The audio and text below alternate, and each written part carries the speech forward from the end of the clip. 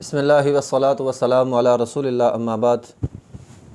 آج کا ہمارا سبق ہے سورہ البقرہ اور آیت نمبر 61۔ اعوذ باللہ من الشیطان الرجیم، بسم اللہ الرحمن الرحیم۔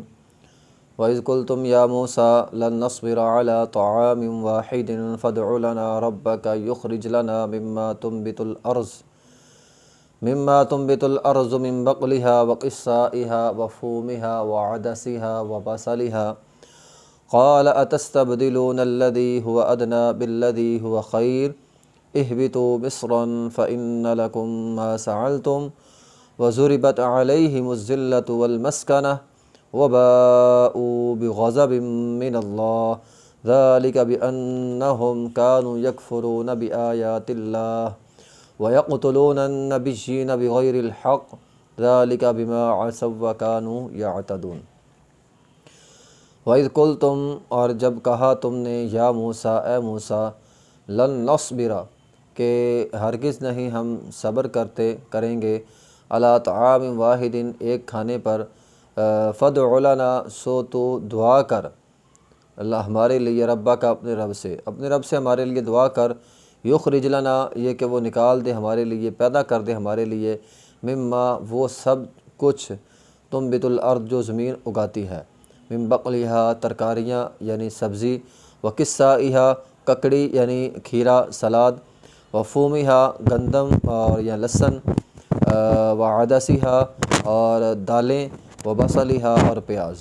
قال، فرمایا اللہ تعالیٰ نے، اتستبدلون الذی، کیا تم بدلنا چاہتے ہو اس چیز کو، وہ ادنا، جو کمتر ہے، بالذی، اس چیز کے ساتھ، اس چیز کے بدلے، ہوا خیر، جو بہتر ہے، تو بہتر کے بدلے کمتر چیز لینا چاہتے ہو، اہبطوا مصر، تو پھر اچھا کسی بھی شہر میں اتر جاؤ، فإن لکم ما سألتم، بے شک تمہارے لیے جو تم سوال کرتے ہو وہ ملے گا تمہیں، وضربت، اور مسلط کر دی گئی، علیہم، ان پر، ذلت والمسکنہ، اور محتاجگی، وباء، اور وہ لوٹے، بغضب من اللہ، اللہ کے غضب کے ساتھ، ذالک، یہ اس وجہ سے ہوا کہ بنہم، بے شک انہوں نے، بے شک وہ کانوا تھے، یکفرون بآیات اللہ، اللہ کی آیات کا کفر کرتے تھے، ویقتلون النبیین بغیر حق، اور انبیاء کا نہ حق قتل کرتے تھے، ذالک، یہ اس وجہ سے کہ بما عصوا، کانوا، کہ انہوں نے نافرمانی کی، وکانوا یعتدون، اور تھے وہ حد سے بڑھنے والے۔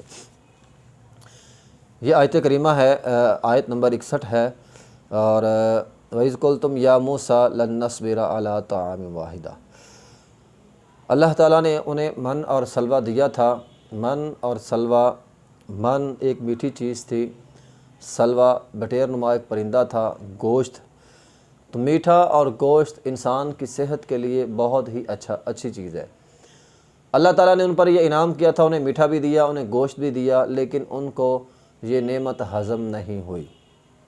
چاہیے تو یہ تھا کہ وہ اللہ تعالیٰ کا شکر ادا کرتے، لیکن شکر کی بجائے انہوں نے اللہ تعالیٰ کی ناشکری کرنی شروع کر دی کہ ہمیں یہ نہیں چاہیے۔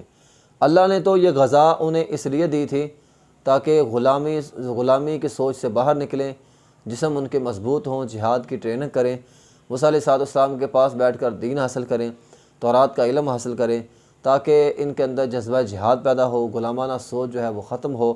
تو ان چیزوں کے لیے موسیٰ علیہ السلام نے دعا کی تھی، اور اللہ تعالیٰ نے من سلوہ جو ہے وہ بھیجا تھا، لیکن شکر گزار بندے بننے کی بجائے انہوں نے ناشکری کی اور کہا جی ہمیں یہ نہیں چاہیے۔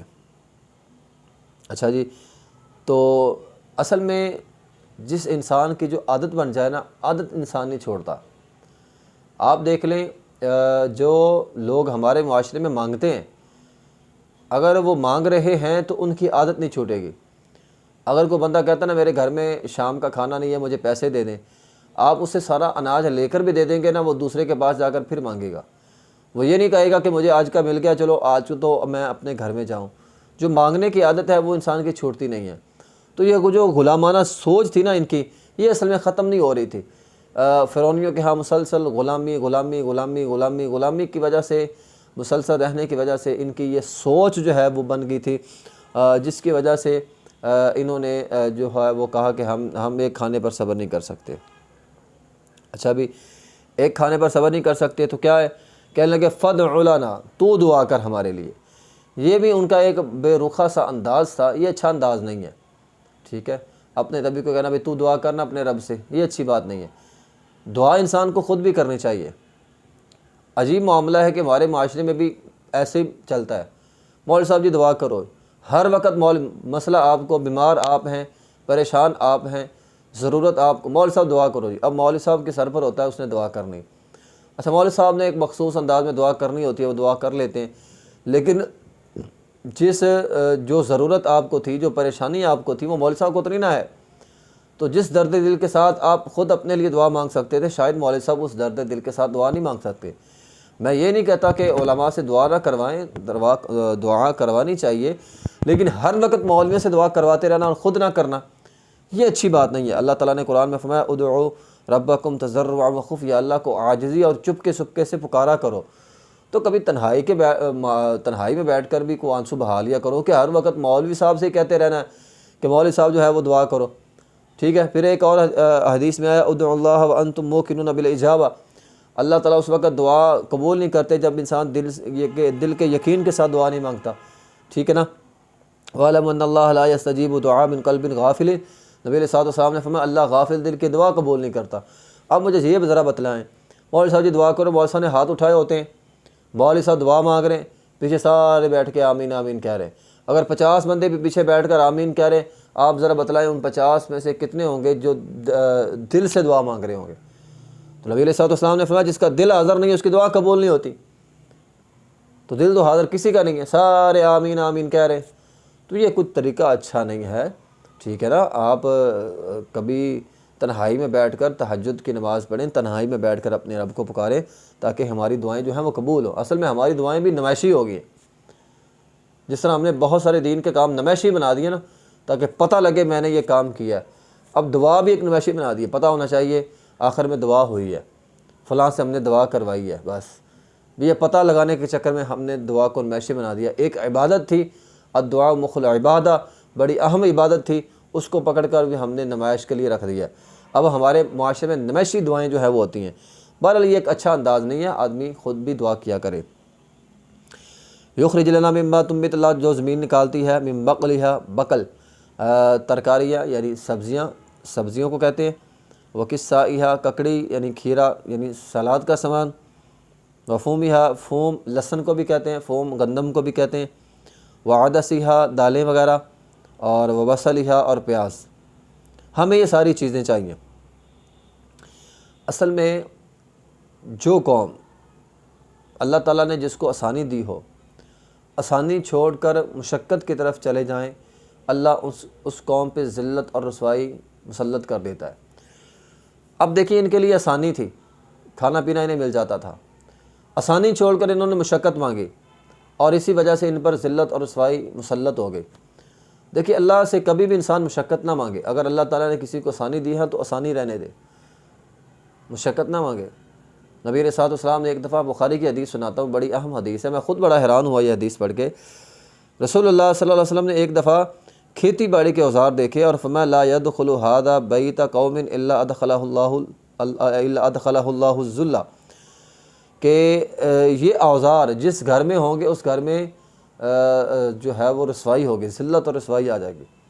کھیتی باڑی کے اوزار یعنی یہ وہ چیزیں ہیں جن میں انسان بعض اوقات اس قدر کھو جاتا ہے کہ انسان اللہ کی عبادت کو بھول جاتا ہے۔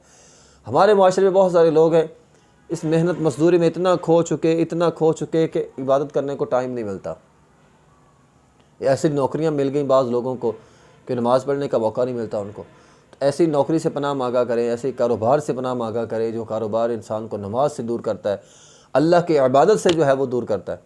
عبادت کرنے کے لیے وقت نہیں ہے تو اللہ تعالیٰ سے دعا کیا کریں اللہ مجھے ایسے روزگار سے محفوظ فرما، تو اے اللہ مجھے ایسے روزگار سے جو ہے وہ محفوظ فرما۔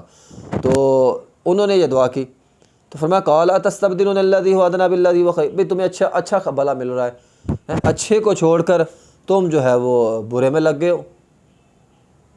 اللہ نے بغیر مشقت کے تمہیں روزی دی تھی، اس کو چھوڑ کر تم جو ہے وہ ناشکری کرتے ہوئے مشقت والے کام میں لگ پڑے ہو، یہ کیا تمہارا بات ہوئی بھی؟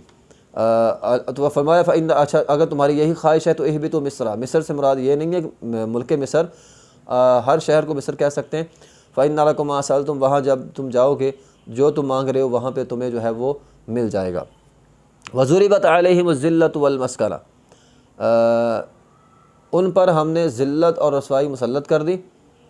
وَبَاءُوا بِغَضَبٍ مِّنَ اللَّهِ، اور اللہ کے غضب کے ساتھ لوٹے۔ دیکھیے یہ آیت بڑی اہم آیت ہے، اس میں بڑے مسائل بڑے مسائل کا پتہ چل رہا ہے۔ اللہ نے ایسی قوم پر ذلت اور رسوائی مسلط کر دی، اللہ کا غضب لوٹا، کس قوم پہ؟ سب سے پہلے تو یہ سمجھیں کس قوم پہ؟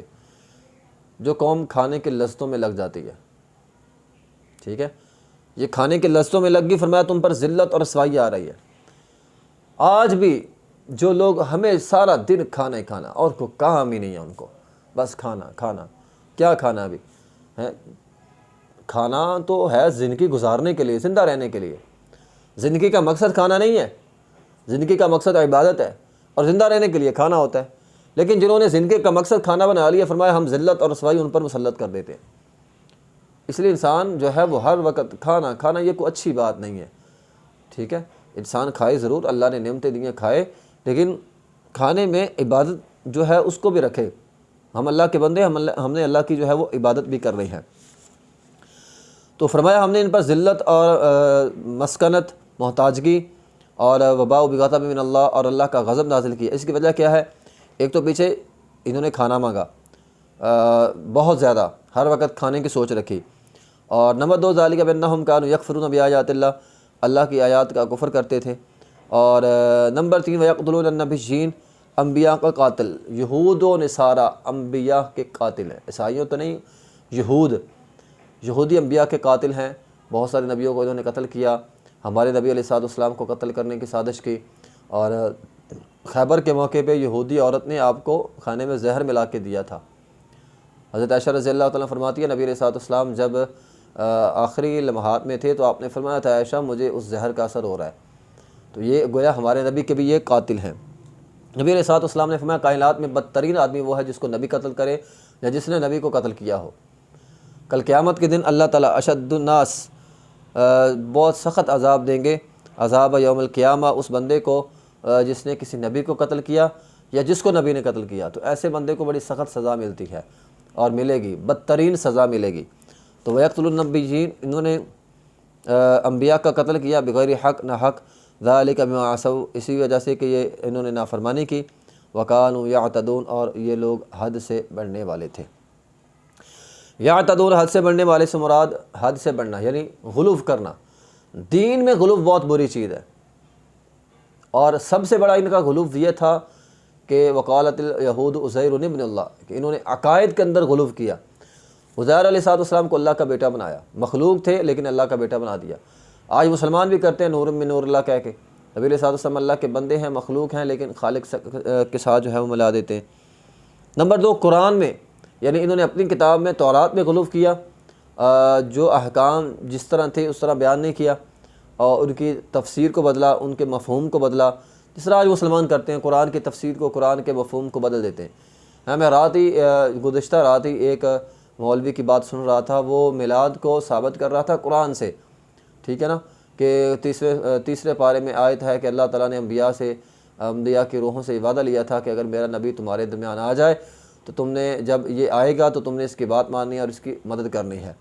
لو جی، اللہ نے میلاد آنے پر، نبی کی آنے پر انبیاء کو حکم دیا کہ بات ماننی ہے اور تم نے مدد کرنی ہے۔ تو مدد کرنے سے مراد اس طرح کے ایسے فضول باتیں کر کے وہ ثابت کرنے کی کوشش کر رہا تھا کہ میلاد ہے۔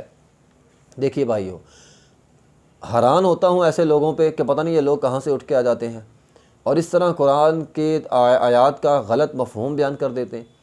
بندہ ان سے یہ پوچھے کہ کم از کم اتنی تو عقل ہے نا تمہارے اندر کہ یہ قرآن کس میں نازل ہوا ہے؟ محمد الرسول اللہ صلی اللہ علیہ وسلم پہ۔ اور محمد رسول اللہ صلی اللہ علیہ وسلم نے کن کو سنایا؟ صحابہ کرام کو۔ جس پہ قرآن نازل ہو اسے نہیں پتہ تھا اس آیت کا مطلب میری میلاد منانا ہے، اس نے تو پھر منائی ہی نہیں۔ عقل کی کمی ہے تمہارے اندر، اتنی کمی ہے عقل کی۔ اور پھر جن اصحاب کو قرآن پڑھ کے سنایا گیا، سمجھایا گیا، ان اصحاب کو اس آیت کا پتہ نہیں تھا۔ عبداللہ بن عباس رضی اللہ تعالیٰ مفسر قرآن، اس کو اس آیت کا مفہوم کا پتہ نہیں تھا جو تم بیان کر رہے ہو۔ حتیٰ کہ تم یہ بات کہہ رہے ہیں نعوذ باللہ، رسول اللہ صلی اللہ علیہ وسلم کو بھی پتہ نہیں تھا کہ اس آیت کا مطلب تو میلاد ملانا ہے، اور ہم جو ہے وہ میلاد منا رہے ہیں۔ نبی علیہ السلام نے میلاد نہیں منایا۔ نبی علیہ الصلوۃ والسلام نے نہیں منایا، صحابہ کرام نے نہیں منایا، چاروں ائمہ کرام نے نہیں منایا، محدثین کرام نے نہیں منایا، اور ہم جو ہیں وہ اس صدی میں آ کر کہتے ہیں اس آیت کا مطلب میلاد منانا تھا۔ تو کوئی عقل ہوتی ہے انسان کے اندر، بات کرتے ہوئے انسان تھوڑا سا سوچے تو صحیح۔ اور آگے ماشاءاللہ پتہ نہیں کیسے لوگ بیٹھے ہوتے ہیں، سارے سبحان اللہ کہہ دیتے ہیں، ٹھیک ہے، کہ بہت تیر مار لیا مولوی صاحب نے۔ تو ایسے یحرفون الکلم عن مواضعہ، جو آیات کا جو مقصد تھا وہاں سے ہٹا کر کسی اور مقصد کے لیے رکھ دیا۔ یہ کام یہودی کرتے تھے جو آج کا مسلمان کر رہا ہے، اور افسوس کے ساتھ کہ آج کا مسلمان مولوی کر رہا ہے، آیتوں کے مفہوموں کو غلط پیش کر کے اپنے پیٹ کی خاطر جو ہے وہ سارا قرآن کی تفسیر غلط کی جا رہی ہے۔ ترجمہ بدل نہیں سکتے، آیات بدل نہیں سکتے، تفسیر بدلنی شروع کر دی ان ظالموں نے۔ تو حیرانی ہوتی ہے۔ تو یہ یہودیوں والا کام آج کے مسلمان جو ہیں وہ کر رہے ہیں۔ تو غلو، یہ قرآن کے اندر غلو ہے، وَكَانُوا يَعْتَدُونَ، حد سے بڑھتے ہیں، غلو کرتے ہیں۔ نبی علیہ الصلوۃ والسلام نے فرمایا تھا میری امت کے دو گروہ ہیں جن کو میری شفاعت نصیب نہیں ہوگی، ایک ظالم بادشاہ اور دوسرا یہ دین میں غلو کرنے والا۔ اور وہ مشہور حدیث کہ نبی علیہ الصلوۃ والسلام نے فرمایا میرے پاس لوگ آ رہے تھے، میری امت کے لوگ، میں حوض کوثر سے پانی پلاؤں گا لیکن فرشتے درمیان میں پردہ حائل کر دیں گے، میں کہوں گا یہ میری امت ہے تو مجھے جواب دیا جائے گا یہ آپ کی امت کے وہ لوگ ہیں جنہوں نے دین میں نئے نئے کام ایجاد کیے تھے۔ تو نئے نئے کاموں کی وجہ سے ان کو نبی علیہ الصلوۃ والسلام کی نہ حوض کوثر سے پانی ملے گا نہ سفارش ہوگی، ٹھیک ہے۔